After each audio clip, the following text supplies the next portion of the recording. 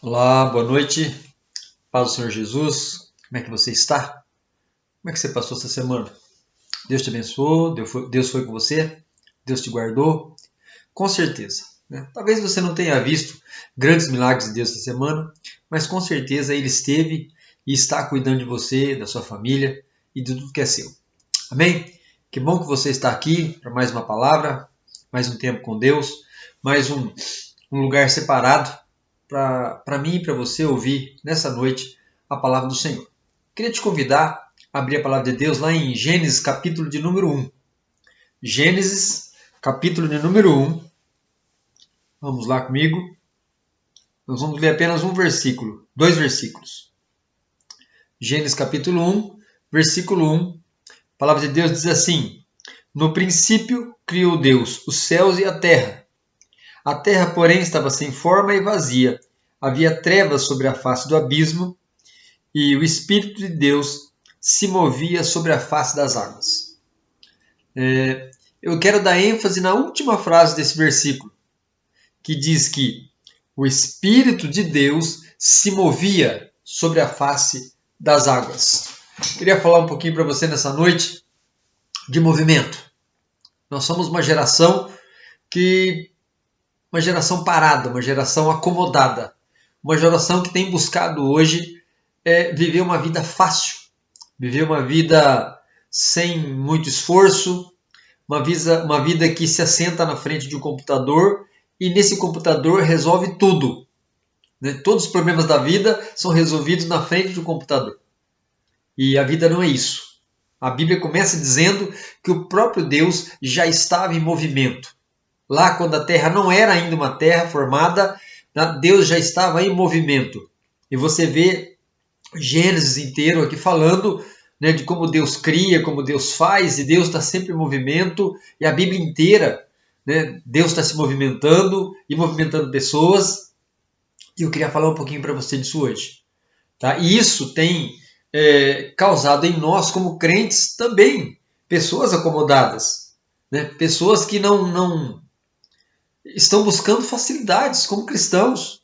Né? Hoje nós temos visto aí as pessoas querem, né? O templo tem que ser agradável, né? Não pode ser qualquer templo, ele tem que ser agradável. O pastor tem que ser super carismático, o som tem que ter a altura ideal para os ouvidos, a palavra tem que ser rápida e profunda, os irmãos têm que ser receptíveis, mas sem ser chatos. O estacionamento tem que ter lugar para caber o meu carro e a oração tem que ser forte.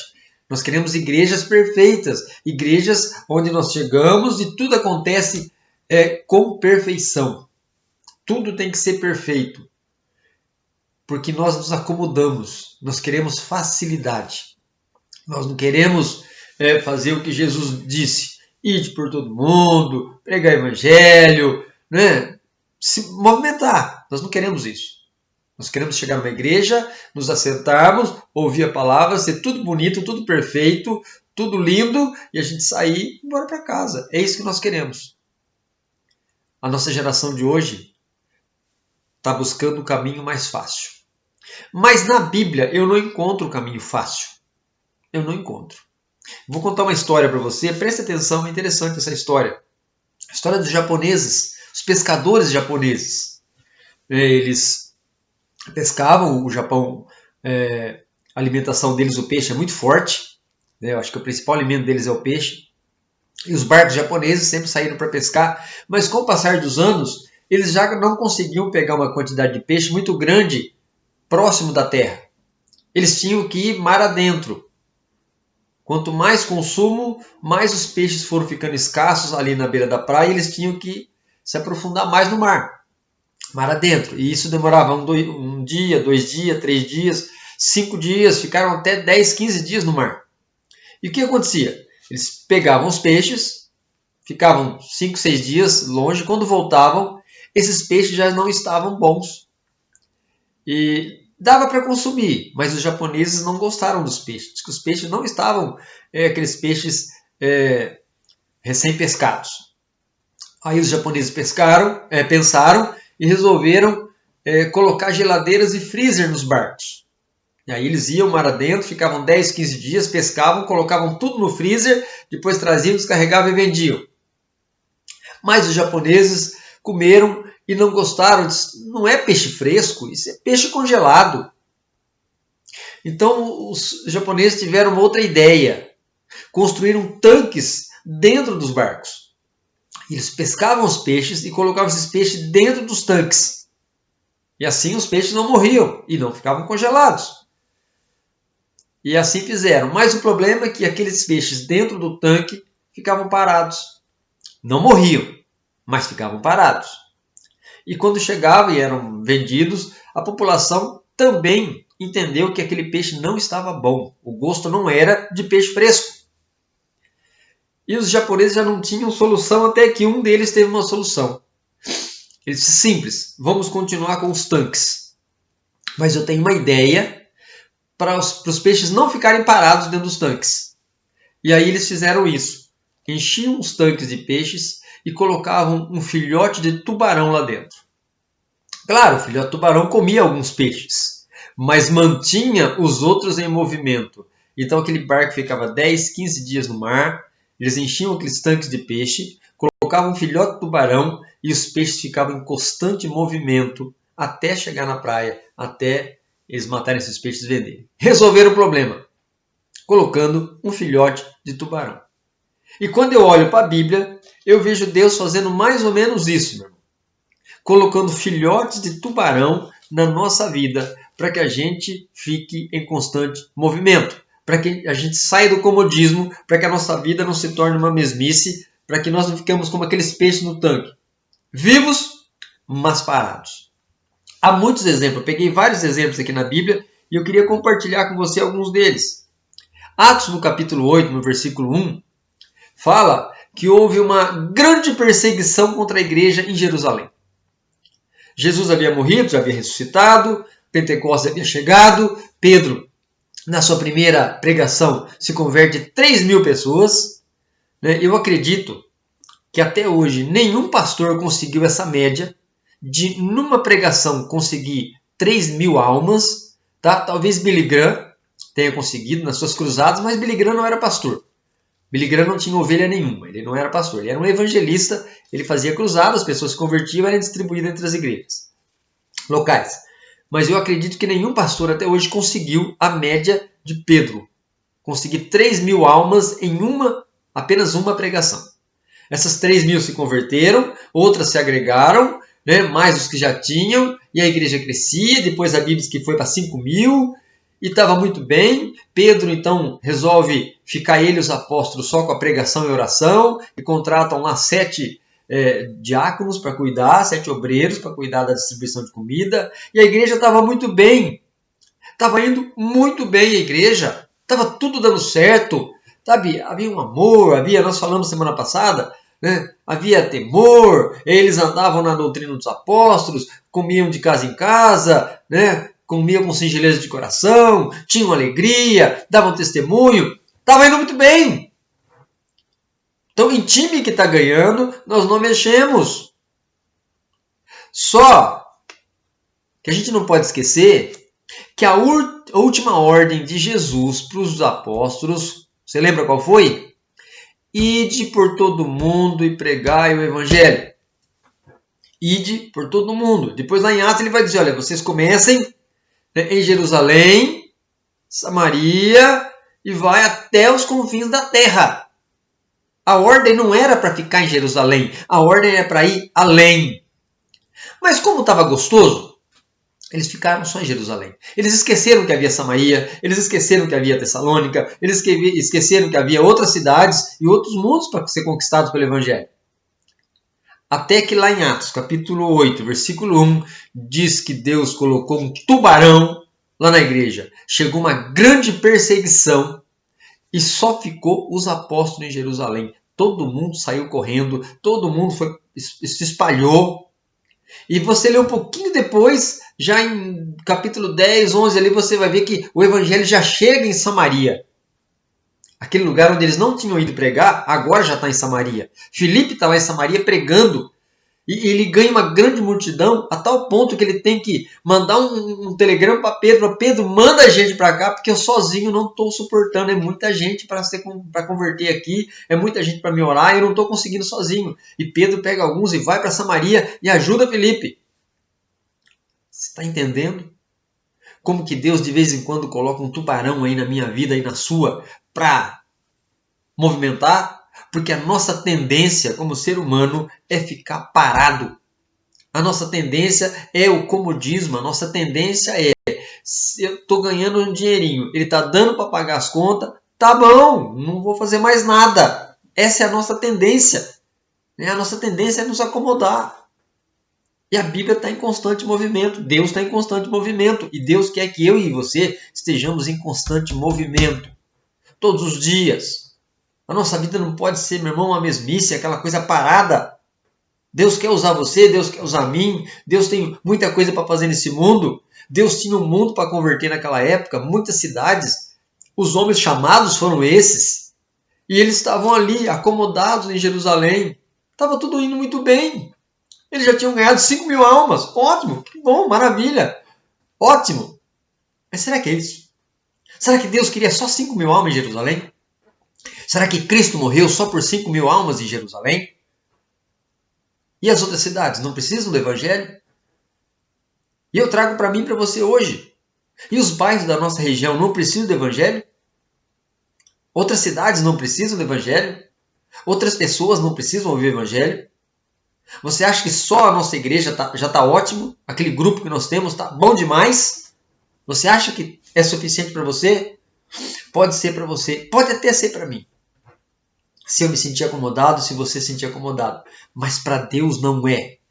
Deus quer muito mais, Deus tem muito mais para fazer, Deus tem muito mais milagre para executar. O Espírito Santo está pronto a convencer milhares de pessoas. Não apenas 50 pessoas ou 70 pessoas. Deus quer ir muito além. É por isso que Jesus veio, é por isso que depois o Espírito Santo vem para fazer uma grande obra. E a Bíblia diz que obras maiores que a que Jesus fez, nós faríamos.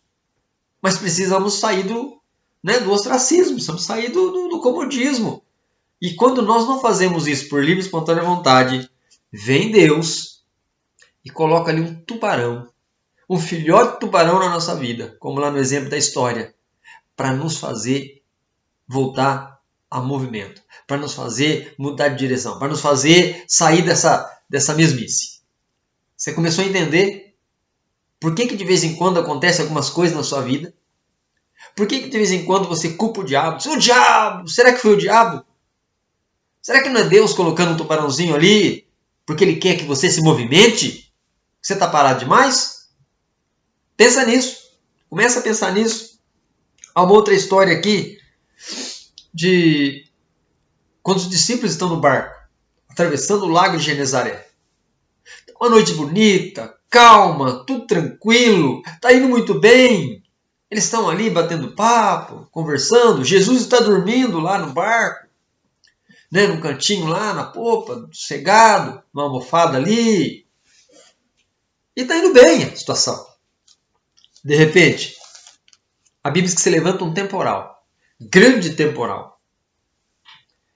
E a Bíblia diz que o barco quase vai a pique, o barco quase afunda, a situação fica muito ruim. E Jesus continua dormindo. Até que chega uma hora que eles não suportam e eles vão acordar Jesus. Eles acordam Jesus. Jesus, não te importa que nós perecemos? Olha a situação, o senhor não está vendo? E Jesus se levanta e dá uma ordem, o mar se acalma, o vento se aquieta e se faz bonança. E Jesus chama a atenção deles. Homens, cadê a fé de vocês? O que é que eu aprendo com isso, meu irmão? Pastor, mas como é que... Estava indo bem, Jesus estava no barco. Qual o problema? O problema é o seguinte, meu irmão. Por que é que a tempestade veio? Para chamar aqueles homens à oração. Porque foi o que eles foram fazer. Eles foram falar com Jesus a respeito daquela situação. De vez em quando aparece um tubarão na minha vida e na sua vida para eu e você voltar à oração.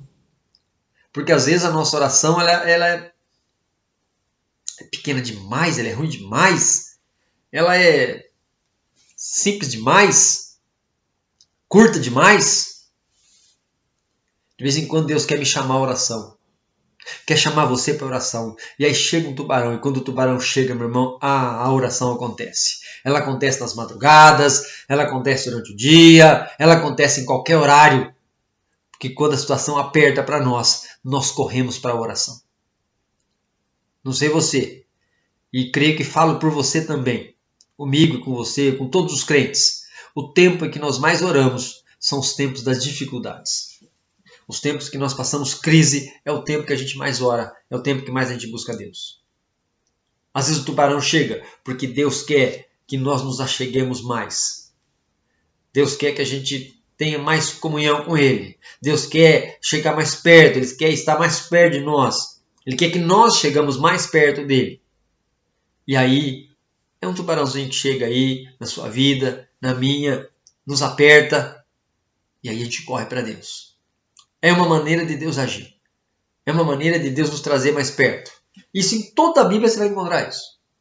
Em toda a Bíblia. Israel era sempre assim. Quando a situação estava boa em Israel esquecia de Deus. Deus ia lá, botava o inimigo apertava Israel corria para Deus. Sempre foi assim, né? E sempre vai ser. Nós somos assim. Nós somos movidos a tubarão. A nossa fé é quase movida a tubarão. Se não tem tubarão, a gente desanda. Quando o tubarão chega, a gente corre para Deus. É mais ou menos assim. Há uma outra situação aí. Tem um homem chamado Paulo. O cara que mais escreveu na Bíblia foi Paulo. Escreveu um monte de carta, um monte. A maioria do Novo Testamento foi escrita por Paulo. Em quantidade, ele foi o maior fundador de igreja no Novo Testamento foi Paulo. O cara fundou um monte de igreja. Um monte. Você pode ler depois a biografia dele lá, dar uma estudadinha na sua Bíblia. Aí tem alguma coisa. Você vai ver quantas igrejas esse homem fundou, quantos pastores ele formou. Muita gente, muita coisa esse homem fez. E era um homem que estava em constante movimento. Constante. Ele sempre estava aqui, ali. Uma hora ele estava em Bereia, outra hora ele estava em Filipos, outra hora ele estava em Samaria. Ele sempre estava em movimento. Mas de vez em quando esse homem acomodava.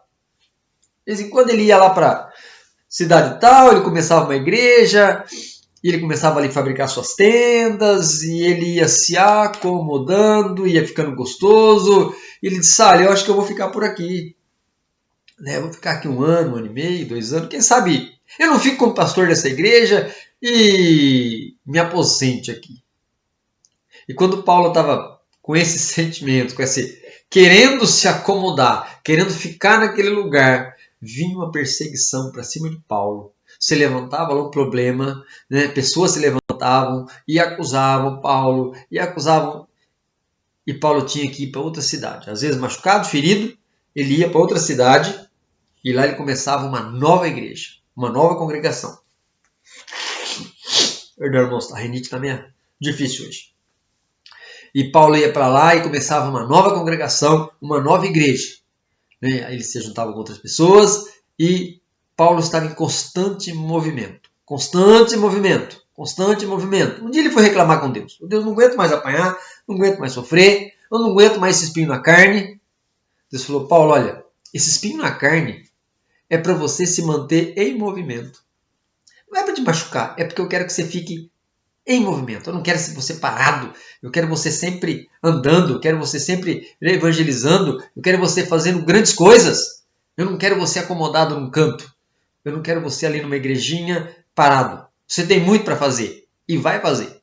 Esse espinho na carne serve exatamente para isso, para te manter em movimento. A tal ponto, irmãos, foi a tal ponto o movimento de Paulo foi tão grande que lá em Atos capítulo 17, versículo 6, numa das, se não me engano, lá em, acho que Filipos, eu acho que Filipos, foi tão grande a situação ali que pegaram Paulo, levaram no meio da multidão com acusações, e quando perguntaram àqueles homens qual é a acusação contra esse homem, né, contra esse Paulo e Silas, qual é a acusação contra eles? O que é que eles estão fazendo? As palavras daqueles homens foram o seguinte: esses homens têm transtornado o mundo. Ou em outra tradução, esses homens têm alvoroçado o mundo. Olha a situação. Esse homem se movimentava tanto que ele foi acusado de transtornar o mundo. E talvez seja exatamente isso, meu irmão, que nós precisamos fazer como crentes. Transformar, transtornar e alvoroçar esse mundo. Precisamos fazer isso. Mas nós só fazemos isso quando a gente sai, né, do comodismo. Há um outro camarada também aí que Jó. Você conhece a história de Jó? Um homem que perde tudo. Perde a família, perde os bens, perde a saúde, perde tudo. Não sobrou nada para esse homem. Ele ficou com a esposa muito mal. E ele fica ali com a sua doença, lepra da cabeça aos pés. E eu imagino, fico pensando, se fosse eu, né, na situação desse homem, depois de perder tudo, não ter mais nada, ainda doente, eu com certeza arrumaria um colchãozinho, deitaria e ficaria quietinho. Talvez esse seria o melhor lugar, né? Deitadinho ali no colchãozinho, quietinho, num canto, escuro, sem falar com ninguém, esperando a depressão chegar e talvez a morte. E talvez tenha sido o pensamento de Jó. Talvez Jó também tenha tido esse sentimento. Mas é interessante, meu irmão, que Deus coloca ali alguns tubarões na vida de Jó. Aparece lá uma visita de 3 amigos, que eram mais inimigos do que amigos. E eles começam a confortar Jó, né, dizendo que eles estavam tristes pelo que tinha acontecido, e eles começam então a questionar Jó. Ô Jó, você já parou para pensar por que é que você está passando por isso? Por que você não se arrepende, Jó, e pede perdão para Deus? Quem sabe Deus não muda de ideia? E eles começam então a acusar Jó de pecados. E começam ali a insistir com Jó que Jó deveria se arrepender e pedir perdão, para que Deus mudasse a história de Jó. Mas Jó não tinha do que se arrepender. A Bíblia diz que ele era um homem justo, um homem honesto. O que veio sobre a vida dele foi Deus que permitiu que o diabo fizesse, porque Deus estava ali testando Jó e, né, trabalhando na vida de Jó. E Jó começa então a se levantar também contra os amigos, e há o primeiro discurso, o segundo discurso, né? O livro inteiro de Jó são discursos. E aí você pergunta, mas por que isso? Esses tubarões fizeram Jó ficar em movimento. Esses amigos fizeram Jó sair do comodismo e lutar. Esses homens fizeram com que Jó passasse o tempo e não percebesse a sua doença. Esses homens fizeram com que Jó se levantasse e lutasse pela sua integridade, né, e lutasse pelo que ele acreditava. Ele poderia ter ficado num cantinho dormindo na sua cama lá esperando a depressão, mas os tubarões chegam aqui para trazer esse homem, mudar a vida dele. E ele fica em constante movimento, ele fica ali debatendo, discutindo, não é bem assim não, eu não pequei, olha, é isso, é aquilo, e se você ler o livro de Jó, você vai ver que há muita discussão ali. E a minha pergunta é, por que Deus mandou? Para castigar mais ainda esse homem? Não, meu irmão, para tirar ele do comodismo. Porque talvez ele ficaria ali, né, num canto escuro, reclamando da vida, dizendo, olha, pior homem do mundo sou eu, porque não aconteceu com ninguém o que aconteceu comigo. Ficaria com piedade, com dó dele mesmo, com pena. E Deus traz os amigos exatamente para isso. Para levantar esse homem. Não dizendo, né, palavras que o confortassem, mas confrontando aquele homem, fazendo com que ele reagisse. Né? Trouxeram a Jó uma reação.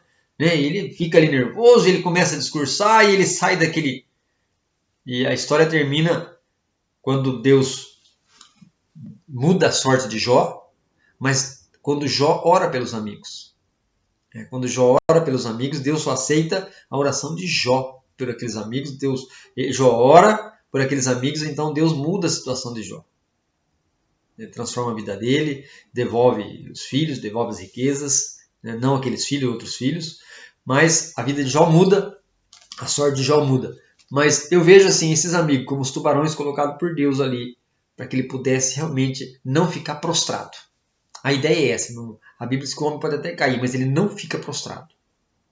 Há uma outra história de um homem chamado Davi. Davi, você conhece a história, ele mata Golias, depois que ele mata Golias, né, antes um pouco ele é ungido, rei de Israel, só que só ficou na unção, trono que é bom nada, já viu um rei lá, só o óleo na cabeça e ponto final. Depois ele mata Golias, né? O rei Saul leva ele para o palácio, ele fica ali então à frente de um exército, né? É vitorioso, se assenta agora na mesa do rei, está ali comendo na mesa do rei, é amigo do filho do rei, vida boa. Para que eu vou me preocupar? Eu posso ficar aqui comendo na mesa do rei, vivendo no palácio, né? Um bom emprego, um bom salário, tá tranquilo. Quer negócio melhor do que esse, meu irmão? Morar na casa do rei, comer na mesa do rei, né? Viver no palácio, bom salário, à frente do exército, né? Quando você chega das batalhas, a mulherada toda grita seu nome. Ah, maravilha! Por que eu vou deixar mudar isso? E essa era a vida de Davi. Estava extremamente confortável até o dia que ele está jantando na mesa do rei e uma lança passa zunindo no seu ouvido e se finca na parede atrás dele. E ele olha e quem está com a lança foi o rei Saul. E a partir desse momento ele tem que fugir da presença do rei.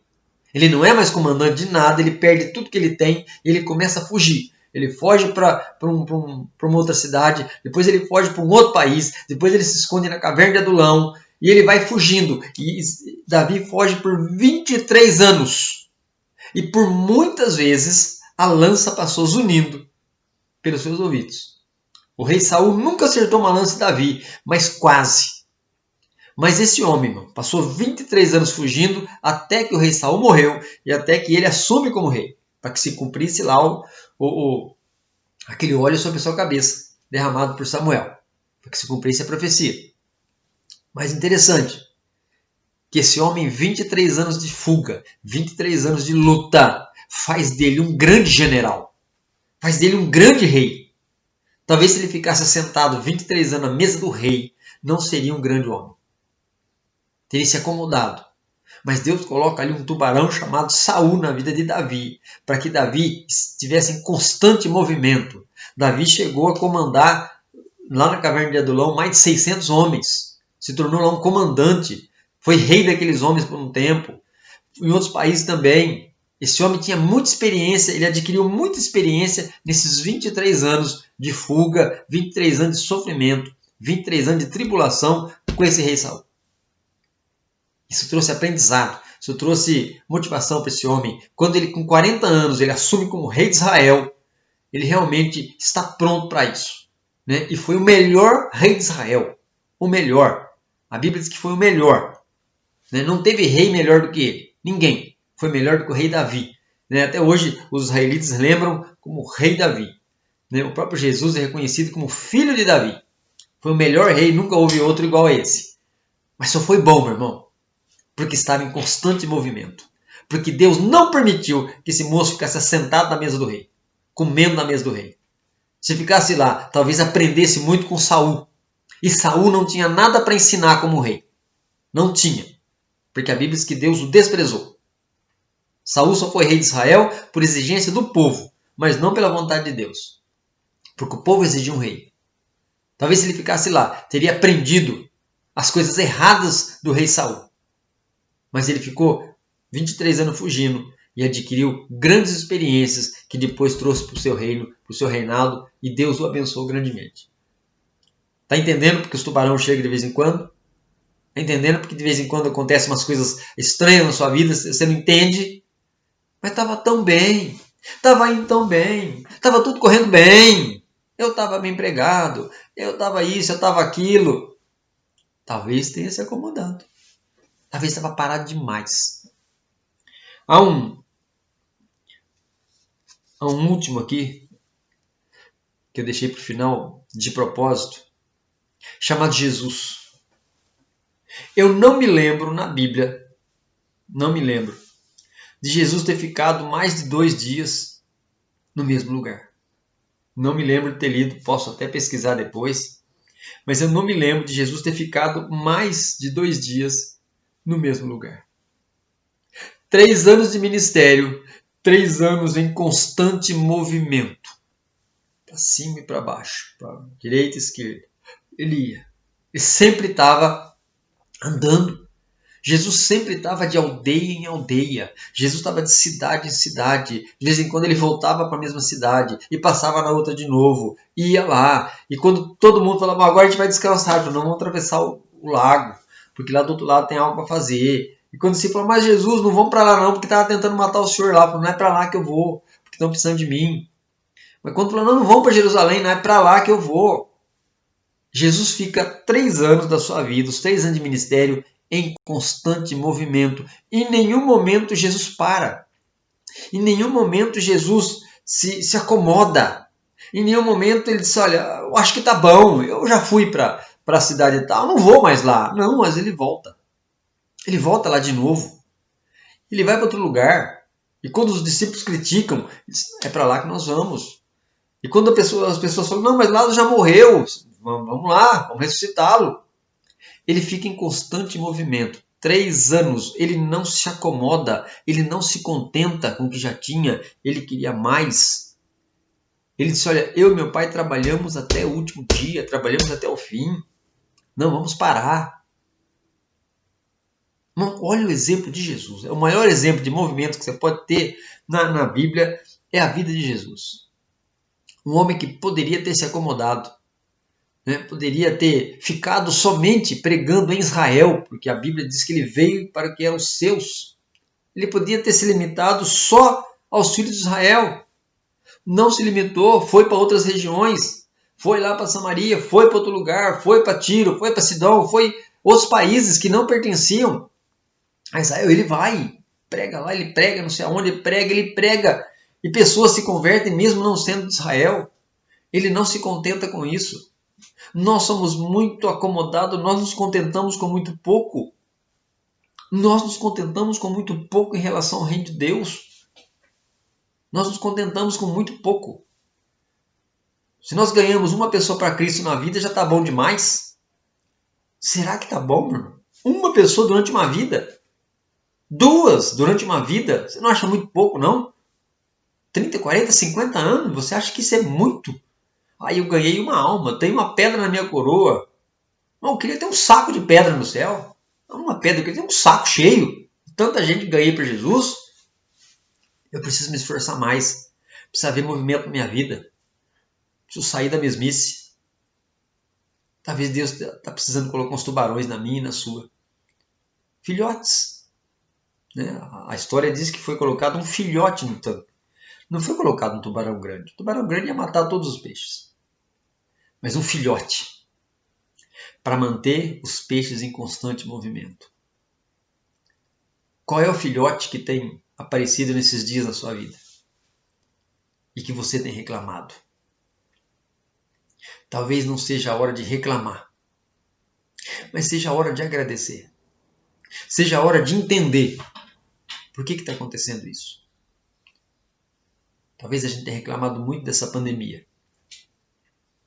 Realmente ela tem matado muita gente. Mas acredite, meu irmão, que essa pandemia veio para mudar muita coisa. Veio para tirar muita gente da zona de conforto. Veio para transformar muitas vidas. Veio talvez para mudar a vida de alguns pais que não tinham tempo para seus filhos. Veio para transformar a vida de casais que às vezes não tinham tempo para ficar junto. Veio para transformar a igreja. Porque eu acredito que você, como eu, estamos morrendo de saudade da igreja. Quando antes, qualquer motivo, era motivo para não ir.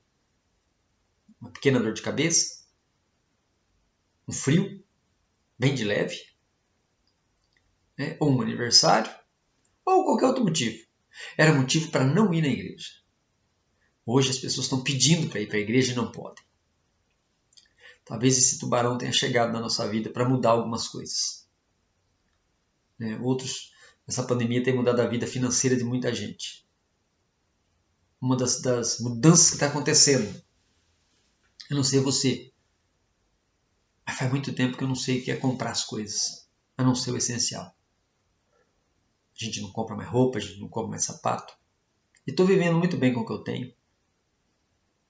Talvez a gente comprasse demais. Talvez gastasse dinheiro naquilo que não era pão. Comprasse porque tem que comprar, porque vai no shopping. Talvez seja uma dos ensinos dessa pandemia. Talvez esse tubarão tenha chegado na nossa vida para mudar algumas coisas. Pense nisso. Saia do comodismo. Saia do comodismo. Não fique aí só na frente desse computador ou desse celular. Mude um pouco. Deixa Deus mudar a sua vida. Se movimente. Ainda bem, meu irmão, que o Covid não transmite pela internet. Senão o mundo não teria sobrado ninguém. Ainda bem que a infecção não é transmitida pela internet. Senão não teria sobrado ninguém nesse mundo. Essa palavra é para você acordar um pouquinho. Talvez não seja a palavra que você queira ouvir hoje. Talvez você estava esperando uma outra palavra. Branda, leve. Que te levantasse. Que te acariciasse. Que dissesse que você é bom, que você é amado, que você é isso, que você é aquilo. E é verdade. Você é amado de Deus, sim. Mas por ser amado de Deus, é que Deus coloca uns tubarões na nossa vida. Exatamente, é por amor. Não é para fazer eu sofrer, você sofrer. Não. Deus faz essas coisas, irmão, porque Deus quer mudar a nossa vida. Deus quer mudar a nossa vida. É por isso que de vez em quando os filhotes do tubarão chegam aí. É para nós sermos transformados. Porque Deus não quer comodismo. Porque comodismo a gente pode até continuar vivo, mas inútil. Inútil. Deus quer gente útil. A Bíblia fala de Marcos, a Bíblia fala de outros homens. Paulo cita muito isso, porque fulano me é útil para o Evangelho. Mas eu preciso ser útil para o Evangelho. Tem um monte de crente que é inútil. São aqueles que se assentam e esperam ser servidos. É inútil para o Evangelho. A Bíblia diz que o crente ele não é para sentar e esperar ser servido. É para ele servir. Ele é servo. Ele serve, ele não é servido. Os que esperam apenas ser servidos são inúteis. Pensa nisso. Deus quer tornar você um homem útil, uma mulher útil. E a maneira de Deus trabalhar na nossa vida é através do Espírito Santo falando ao nosso coração. Mas, na maioria das vezes, nós não ouvimos. Nós não ouvimos. Nós ouvimos de Deus aquilo que nos convém. Aquilo que nos convém, a gente ouve. Mas quando se trata de algumas coisas, a gente se faz de surdo. E Deus, então, resolve colocar o filhote tubarão na nossa vida. E aí as coisas começam a andar rapidinho. A gente começa a fazer o que precisa ser feito. Rapidinho. Queria orar com você nessa noite. Queria colocar a sua vida na presença de Deus. Para Deus te abençoar. Para Deus te ajudar. Que a gente não seja, meu irmão, inativo, mas que a gente seja eficiente no reino de Deus. Nós somos chamados, cada um de nós, meu irmão, fomos chamados para trabalhar, para nos exercitar, para colocar o que nós temos à disposição de Deus, os nossos dons, os nossos talentos, e Deus quer nos usar. Mas precisa haver disposição da nossa parte, e essa disposição vem talvez através aí do agir de Deus. Pai, em nome de Jesus, coloco nessa hora, Deus, a tua igreja, os irmãos e irmãs que estão ouvindo, assistindo esse vídeo, aqueles, Deus, que têm também participado dessa transmissão. Pai, em nome de Jesus, o Senhor nos colocou nesse mundo, Deus, com um objetivo. Tua palavra diz lá em Isaías que nós somos criados, foi para o louvor da sua glória. Nós fomos criados, a função nossa, a criação nossa, ela existe para que nós possamos louvar o teu nome. Essa é a nossa primeira função como humanos, Deus, como gente nessa terra. Mas às vezes nós esquecemos isso, Deus, e achamos que nossa função nesse mundo, Deus, é apenas viver uma vida feliz, apenas desfrutar desse mundo e daquilo que ele oferece. Quando a tua palavra diz que não é isso. Então, nessa hora, em nome de Jesus, eu queria pedir para o Senhor que nos ajude, usando essa ilustração aqui do começo dessa mensagem, em que o filhote do tubarão é colocado naquele tanque para movimentar os peixes. Eu não sei quais são os filhotes que o Senhor tem colocado na nossa vida, cada vida aqui é diferente, Deus, cada irmão, cada irmã aqui tem os seus problemas, suas dificuldades. mas que o Senhor nos ajude a entender, Deus, os propósitos do Senhor para a nossa vida. Que o Senhor nos ajude a entender, Deus, que as coisas que acontecem na nossa vida, Deus, não são apenas somente ação do diabo, Deus, mas são com um propósito definido do Senhor.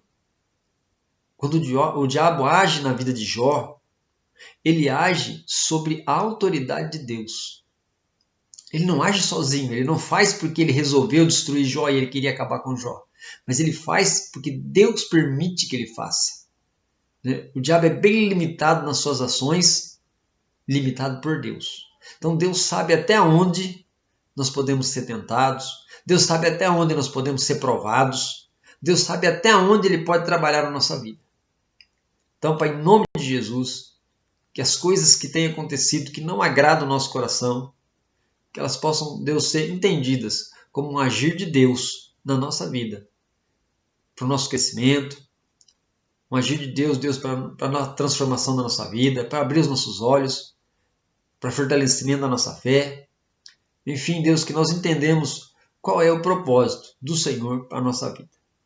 Eu abençoo tua igreja, abençoo teu povo, Pai, com toda a sorte de bênçãos. Peço, Deus, que o Senhor dê uma boa semana de bênçãos, de transformação de vida. Que essa palavra, Deus, possa ter entrado no coração e na mente e possa ter gerado, Deus, mudança de atitude. Que em nome de Jesus, essa semana a gente, Deus, comece a se movimentar mais. Deus, e que o Senhor possa, em nome de Jesus, falar conosco dando a direção correta. Para que a gente se movimente na direção correta. Pai, eu agradeço por tudo que o Senhor tem feito. Agradeço pelo cuidado do Senhor nesses dias, Deus. Dias difíceis que nós estamos passando. Que o Senhor possa continuar, Deus, com a tua palma estendida sobre a tua igreja. Em nome de Jesus. Amém. Então, meu irmão, essa semana que seja uma bênção na tua vida. Que você possa, em nome de Jesus, realmente tirar tempo para Deus e se movimentar. Fazer como o Espírito de Deus que se movia sobre a face das águas. Amém? Que Deus te guarde. Que Deus continue consolando o teu coração.